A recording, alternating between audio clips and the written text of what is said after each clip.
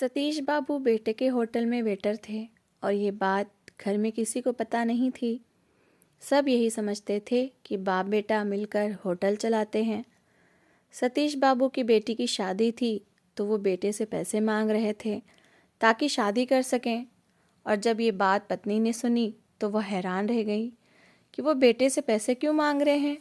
पूछने पर बोले, मुझसे जिम्मेदारी नहीं उठाई जाती इसलिए बेटे के पास हिसाब होता है। तो अगले दिन उनकी पत्नी अचानक होटल चली गई तो सामने का दृश्य देखकर उनकी आंखें फटी की फटी रह गईं, क्योंकि ये क्या, आपको रात भर बुखार था फिर भी सुबह सवेरे उठकर होटल के लिए निकल रहे हैं। आज एक दिन की छुट्टी कर लीजिए, एक दिन नहीं जाएंगे तो कोई परले नहीं आ जाएगी। सुमित है ना, वो सब संभाल लेगा। सुषमा देवी ने सुबह ही सुबह सतीश बाबू को बीमारी के बाद भी तैयार होते देखा तो खुद को टोकने से ना रोक सकीं। पूरी रात वो तेज़ बुखार में तड़पते रहे थे। कभी सर्दी से कांपने लगते और कभी शरीर आग की तरह तपने लगता। सुषमा देवी ने बार बार उनके माथे पर गीला कपड़ा रखा था, दवा भी समय पर दी थी। मन ही मन वो डरी हुई थी कि कहीं बुखार उतरने के बजाय बढ़ ही ना जाए। ऊपर से सर्दी भी बहुत ज़्यादा थी और ऐसे में सतीश बाबू का इस हालत में बाहर निकलना उन्हें बिल्कुल अच्छा नहीं लग रहा था। अगर वो आराम ना करते तो तबीयत और ख़राब होने का ख़तरा था और घर के हालात ऐसे नहीं थे कि वो ज़्यादा दिन बिस्तर पकड़ सकते। अरे नहीं भाग्यवान, काम करने से ही मैं स्वस्थ रहता हूँ। घर में पड़ा रहूँगा तो व्यर्थ ही चिंताएं दिमाग को खा जाएंगी। सतीश बाबू ने कपड़े ठीक करते हुए कहा। उनकी आवाज़ में थकान थी। पल्लवी की शादी सिर पर है, हर खर्च सोच समझकर करना पड़ता है, हर बात को ध्यान में रखना पड़ता है। मैं जा रहा हूँ, होटल में ज़्यादा काम नहीं करूँगा, वहीं एक तरफ लेटकर आराम कर लूँगा, दवा भी वहीं खा लूँगा और नाश्ता भी वहीं कर लूँगा। तुम चिंता मत करो, भगवान मालिक है। सतीश बाबू पत्नी को दिलासा देते हुए घर से बाहर निकल गए। दरवाज़ा बंद हुआ तो सुषमा देवी देर तक वहीं खड़ी रहीं। उन्होंने मन ही मन ईश्वर से पति की सेहत मांगी और बेटी के अच्छे भाग्य की प्रार्थना की। कुछ ही देर बाद मोहल्ले में चहल पहल शुरू हो गई। इसी दौरान पड़ोस की रमा काकी आ गईं। वो आटे का एक डिब्बा लेने आई थीं। दरवाजे पर पहुंची तो उन्होंने सतीश बाबू को काम पर जाते देखा। दिल में एक टीस सी उठी। वो सीधी सुषमा देवी के पास आकर बैठ गईं और कहने लगीं, तुम कितनी भाग्यशाली हो कि तुम्हारा पति इस उम्र में भी मेहनत करता है, बीमारी में भी काम नहीं छोड़ता। ऊपर से तुम्हारा बेटा भी होटल चला रहा है। दोनों बाप बेटा एक दूसरे का ख्याल रखते हैं, मिलकर काम करते हैं। शायद यही इनकी तरक्की का राज है। एक तरफ मेरा पति है जो सारा दिन कोल्हू के बैल की तरह काम करता है, शाम को घर आता है तो दाल सब्जी भी पूरी नहीं होती। और एक मेरा बेटा है जिसे निकम्मेपन से फुर्सत नहीं, सारा दिन मुफ्त की रोटियां तोड़ता है। आजकल तो मेरे सिर पर बोझ बना हुआ है।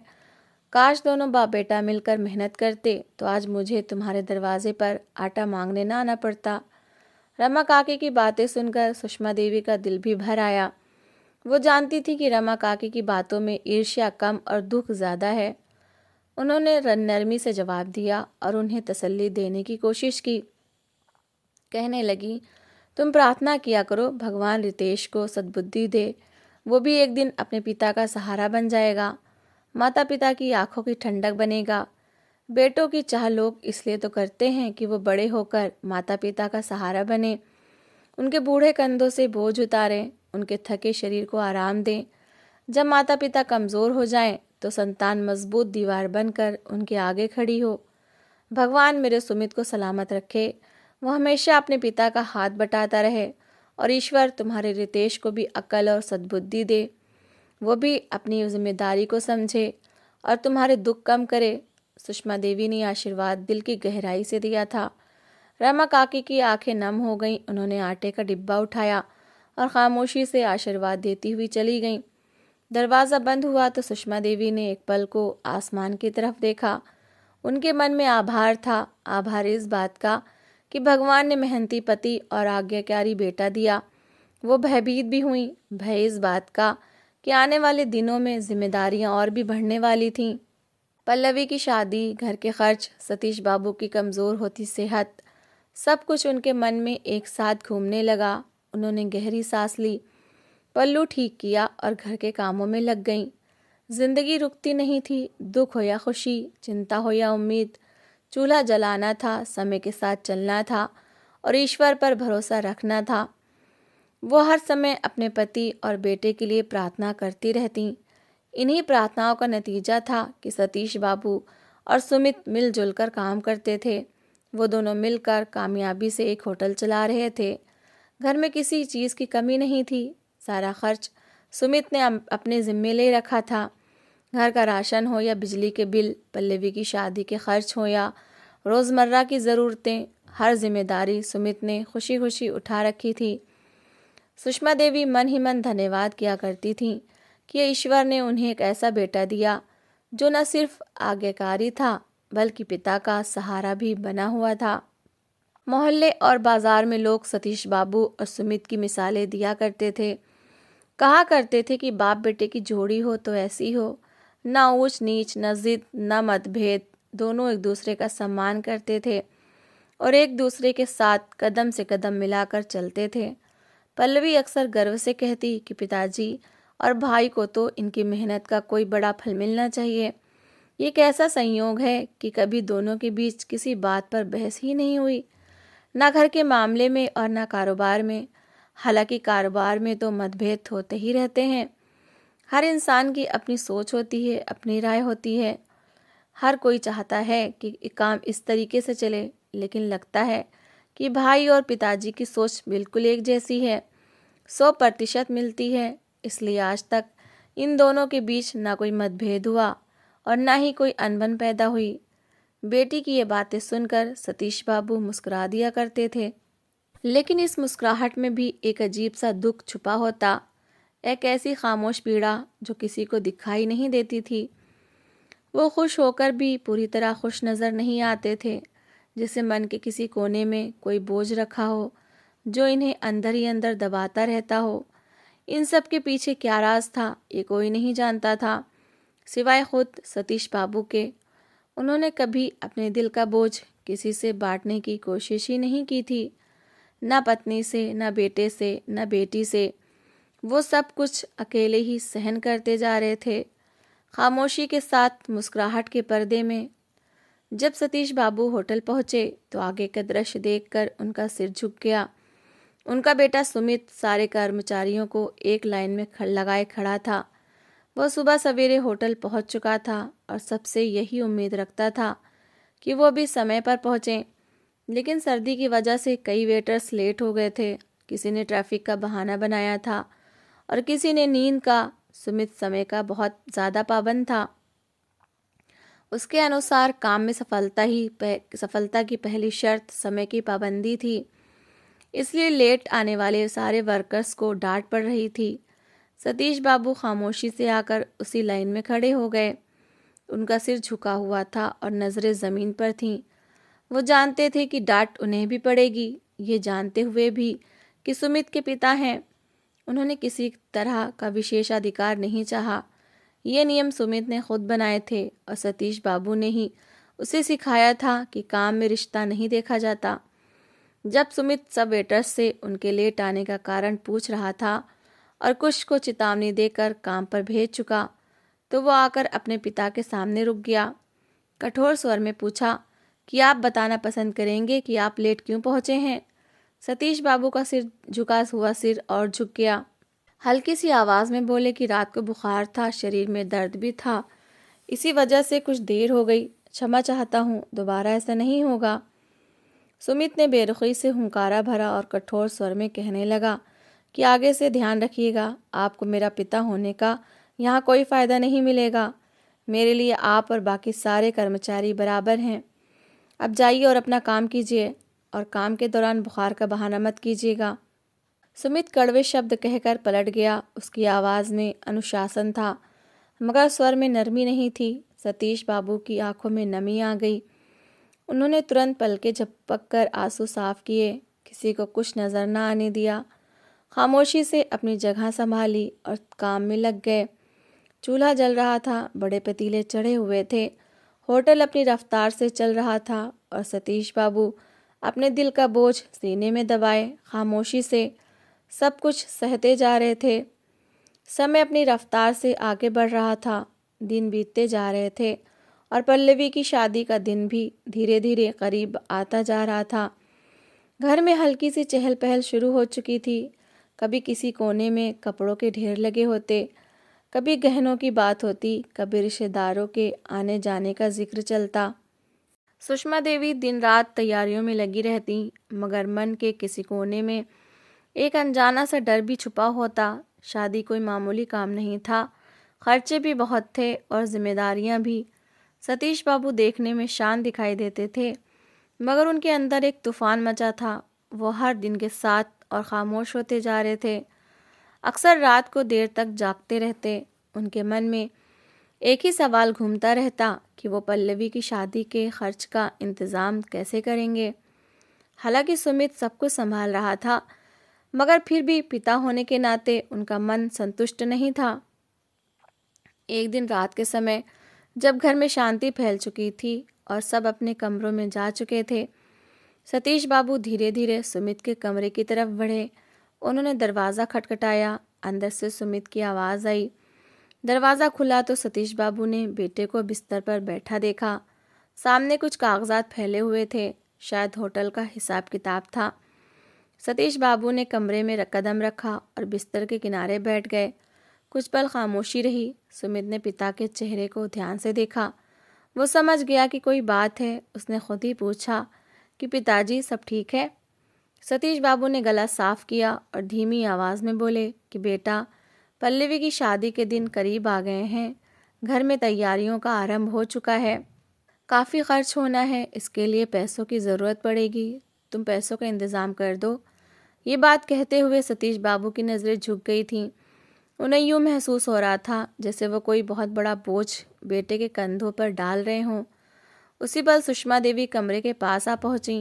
उन्होंने सतीश बाबू की आवाज़ सुनी तो अंदर आ गईं। सतीश बाबू को यूं सुमित से पैसों की बात करते देखकर वो चौंक गईं। उनके चेहरे पर हैरानी साफ नज़र आ रही थी। उन्होंने तुरंत पूछा कि ये क्या बात हो रही है? आप सुमित से पैसे क्यों मांग रहे हैं?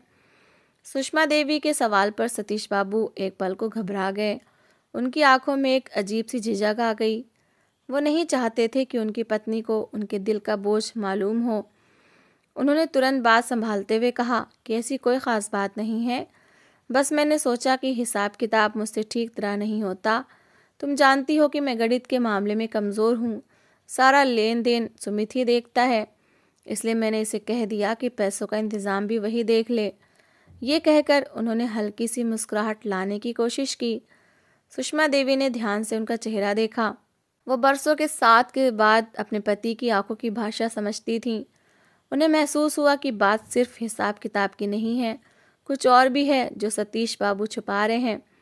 मगर उन्होंने और सवाल ना किया, बस इतना कहा कि भगवान सब आसान करे, पल्लवी की शादी अच्छे से हो जाए।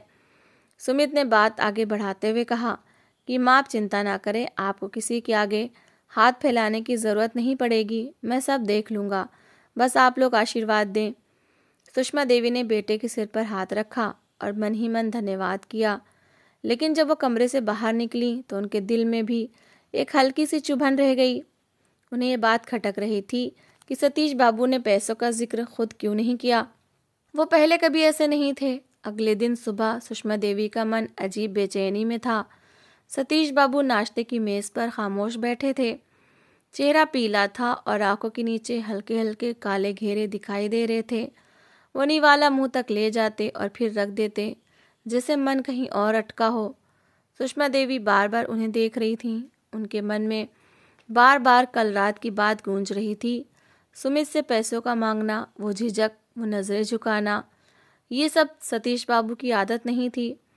सतीश बाबू होटल जाने के लिए उठे तो सुषमा देवी ने कुछ न कहा, बस मन ही मन एक फैसला कर लिया। दरवाज़ा बंद हुआ। कदमों की आवाज़ गली में गुम हुई तो सुषमा देवी ने पल्लू ओढ़ा। बेटी को आवाज़ दी कि वो ज़रा पड़ोसन के घर जा रही हैं और दिल की धड़कन तेज़ लिए घर से निकल पड़ी। ये पहला मौका नहीं था कि वो होटल जा रही थीं, लेकिन आज कदम भारी थे। रास्ते में हर कदम के साथ दिल में एक अनजाना सा डर बढ़ता जा रहा था।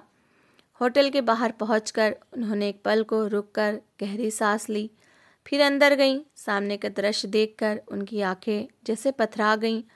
होटल पूरी तरह खुला हुआ था, चूल्हे जल रहे थे, पतीलों से भाप उठ रही थी, वेटर इधर उधर दौड़ रहे थे और ठीक काउंटर के सामने सतीश बाबू एक सफ़ेद कमीज़ और काली पतलून में हाथ में ट्रे लिए खड़े थे। सिर झुका हुआ था, आंखों में थकान, और वो एक टेबल पर बैठे ग्राहक के सामने प्लेट रख रहे थे। सुषमा देवी के कदम वहीं जम गए। ये वो दृश्य नहीं था जो वो बरसों से सुनती आ रही थीं। वो तो यही समझती थीं कि सतीश बाबू होटल के मालिक हैं या कम से कम बेटे के साथ बराबर के हिस्सेदार। लेकिन ये क्या था? ये तो वेटर का काम था। ये तो हुक्म सुनना था, दौड़ना था, झुकना था। उसी पल एक वेटर ने आवाज़ लगाई, काका जल्दी करो, टेबल नंबर 5 का ऑर्डर लेट हो रहा है। काका, ये शब्द सुषमा देवी के दिल में तीर बनकर लगा। उन्होंने देखा कि सतीश बाबू ने तुरंत सिर हिलाया, ट्रे उठाई और तेज़ी से रसोई की तरफ बढ़ गए। उनकी कमर ज़रा सी झुकी हुई थी। चाल में वो गौरव नहीं था जो घर में नज़र आता था। ये वो सतीश बाबू नहीं थे जो घर में फैसला करते थे। ये तो एक कर्मचारी था, खामोश, आज्ञाकारी, बेआवाज़। सुषमा देवी की आंखों में आंसू भर गए। उसी पल सुमित काउंटर के पीछे से निकला। उसने आसपास देखा, किसी वेटर को आवाज़ दी और फिर सतीश बाबू की तरफ इशारा करते हुए कठोर स्वर में कहा कि इधर आओ, ये ऑर्डर पहले जाना चाहिए था। तुम लोगों को कितनी बार समझाया है। सुषमा देवी ने देखा कि सतीश बाबू ने एक शब्द नहीं कहा, बस सिर झुकाकर क्षमा मांगी। वो और तुरंत ऑर्डर उठाकर चल दिए। सुषमा देवी का दिल कांप गया। ये वही सुमित था जिस पर वो गर्व करती थीं, जिसकी मिसालें देती थीं। ये वही सतीश बाबू थे जिनकी मेहनत पर वो गर्व महसूस करती थीं। लेकिन सच्चाई तो कुछ और ही थी। वो धीरे धीरे एक कोने की कुर्सी पर बैठ गईं। किसी ने उन्हें पहचाना नहीं, या शायद पहचान कर भी अनदेखा कर दिया। उनकी नज़रें लगातार सतीश बाबू पर जमी थीं। वो हर टेबल पर जा रहे थे, ऑर्डर ले रहे थे, प्लेटें उठा रहे थे, और हर बार सुमित की नज़र उन पर पड़ती तो वो और तेज़ हो जाते। एक पल के लिए सतीश बाबू की नज़र सुषमा देवी पर पड़ी। वो ठिठक गए, ट्रे हाथ से डगमगा गई।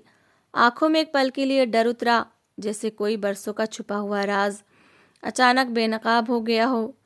उन्होंने तुरंत नज़रें झुका लीं और रसोई की तरफ मुड़ गए। सुषमा देवी का दिल फटने को था। अब उन्हें सब समझ आ रहा था। इसलिए वो पैसों का जिक्र नहीं करते थे, इसीलिए बुखार में भी काम पर जाते थे, इसीलिए वो सुमित के सामने खामोश रहते थे, इसीलिए उनकी मुस्कुराहट में पीड़ा होती थी। वो मालिक नहीं थे, वो वेटर थे। अपने ही बेटे के होटल में सुषमा देवी उठीं। उनके कदम लड़खड़ा रहे थे। वो बाहर की तरफ बढ़ीं। दरवाजे पर पहुंचकर एक पल को रुकीं। आंखों से आंसू बह निकले। उन्होंने पल्लू से मुंह ढका और तेज़ी से बाहर निकल आईं। रास्ते भर उनके कानों में एक ही वाक्य गूंजता रहा, आपको मेरा पिता होने का यहाँ कोई फ़ायदा नहीं मिलेगा। आज वो वाक्य उन्हें पूरे अर्थ के साथ समझ आ गया था, और सतीश बाबू होटल में सिर झुकाए खामोशी से काम में लगे हुए थे, जैसे बरसों से लगे आ रहे हों। उस दिन सुषमा देवी ने सतीश बाबू से कोई बहस नहीं की, कोई आरोप नहीं लगाया, बस खामोशी से उनका हाथ थामा और कहा कि अब और नहीं, अब बस हो गया। सतीश बाबू ने पहली बार अपनी पत्नी की आंखों में वो सख्ती देखी जो प्रेम से जन्मी थी। वो खामोशी से उनके साथ चल दिए। कुछ ही दिनों में सुषमा देवी ने अपना फैसला असली रूप में दे दिया। वो सतीश बाबू को लेकर अपने मायके वाली जायदाद में शिफ्ट हो गई। वही पुराना मगर बड़ा घर जो बरसों से बंद पड़ा था। वहाँ सम्मान था, शांति थी, और सबसे बढ़कर स्वाभिमान था। सतीश बाबू ने इस घर में कदम रखा तो उनकी आंखों में नमी आ गई। ये पहली बार था कि वो खुद को बोझ नहीं समझ रहे थे। सुषमा देवी ने सुमित को बुलाकर आखिरी बात साफ शब्दों में कह दी। उन्होंने ऐलान किया कि वो अपनी हर जायदाद, हर प्रॉपर्टी और हर अधिकार से सुमित को अलग कर रही हैं। ना कोई शोर, ना कोई बहस की, बस फैसला सुना दिया। सुमित स्तब्ध रह गया। वो पहली बार माँ के सामने खुद को छोटा महसूस कर रहा था। समय ने करवट ली। वही होटल जहाँ सतीश बाबू कभी सिर झुकाकर ट्रे उठाते थे, अब वही सतीश बाबू एक कुर्सी पर गौरव से बैठे नजर आते थे। और सुमित, हाँ वही सुमित, अब एक वेटर की हैसियत से अपने कर्तव्य निभा रहा था। वही प्लेटें, वही दौड़, वही हुक्म सुनना। फ़र्क सिर्फ इतना था कि अब सिर झुकाने वाला वो था। सतीश बाबू ने कभी बदला नहीं लिया, कभी ताना नहीं दिया, बस खामोशी से सब देखते रहे। उनकी आंखों में पीड़ा नहीं थी, सुकून था। पल्लवी की शादी भी हो गई, सादगी से, सम्मान के साथ। माता पिता के आशीर्वाद की छाया में बेटी विदा हुई तो सुषमा देवी ने आसमान की तरफ देखा और धन्यवाद किया कि भगवान ने समय पर आंखें खोल दी। तो दोस्तों, इस कहानी को लेकर आपकी क्या राय है, कमेंट बॉक्स में ज़रूर बताएं। और अगर आपको हमारी आज की कहानी अच्छी लगी हो तो प्लीज़ इसे लाइक ज़रूर करें। अगर आपने अभी तक हमारे चैनल को सब्सक्राइब नहीं किया तो ज़रूर कर लीजिए। तो मिलते हैं ऐसी ही एक और मोटिवेशनल कहानी के साथ। Thanks for watching.